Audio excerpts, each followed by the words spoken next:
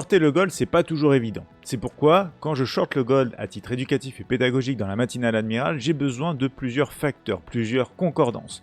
Donc je vous donne un exemple ici, le gold au début de l'open, on va avoir un mouvement ici qui remonte assez rapidement, qui vient chercher en fait certaines zones qui vont me permettre d'avoir un déclenchement d'un scénario de vente possible. Je m'explique tout de suite ici, on va déjà avoir cette zone par là, hop, ici, qui sera une zone intéressante à retester. Cette zone est même méchée, piégée.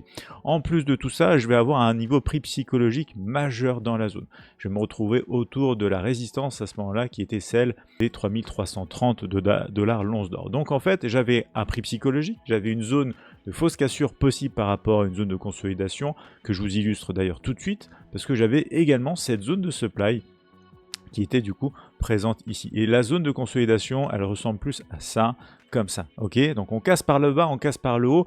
J'aime attendre des niveaux extrêmes pour shorter. Et ça me permet d'avoir un scénario qui, du coup, se décline plutôt bien pour un ratio max sur un stop suiveur à 1.4. De manière concrète, sur MT5, l'exécution a été faite sur les 3330.71 pour une sortie ici sur les 29.04, 28.12, 27.2 et ensuite un retour stop suiveur sur les 23.02. Voilà, hein, vous savez,